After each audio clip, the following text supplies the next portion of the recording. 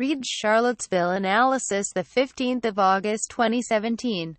jpgWASHINGTON, President Trump blamed both sides for the weekend violence in Charlottesville, Virginia, on Tuesday while taking questions from reporters. "I watched this very closely.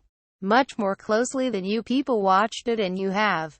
You had a group on one side that was bad and you had a group on the other side that was also very violent. And nobody wants to say that.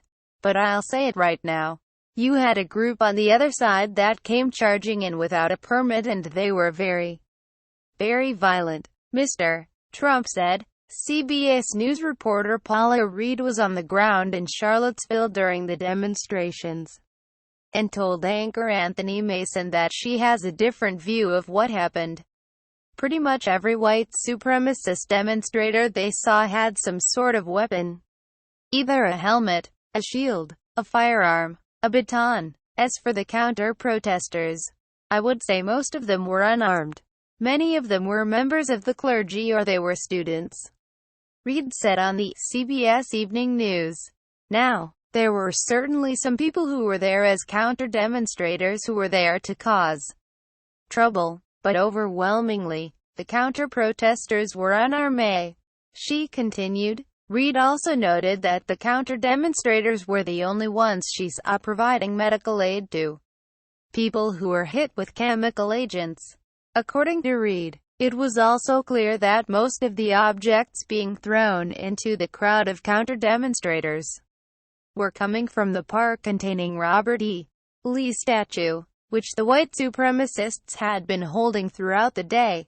It was clear that for every one counter-demonstrator flag you could see, there were 10 Confederate, or white supremacist flags, Reed said. While the protests had been scheduled to start Saturday, they actually began on Friday night, which almost helped to embolden them, Reed said. They got to the rally several hours early and were already pretty ramped up, Reed said. Read Charlottesville analysis 15 August 2017.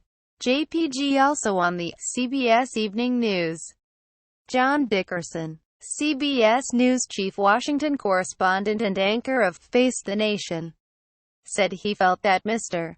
Trump's comments were more about assigning blame to those on the left than showing moral disgust to the neo-Nazi demonstrators.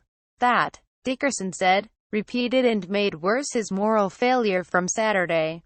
"Presidents are supposed to rush into these moments and unify Americans," Dickerson said, but the president, by bringing that statement and continuing to try to defend himself, was continuing an argument and saying both sides were to blame. He wanted to make sure he was right about the details. But then when he characterized the protesters, he totally overlooked the Nazi slogans and flags and salutes.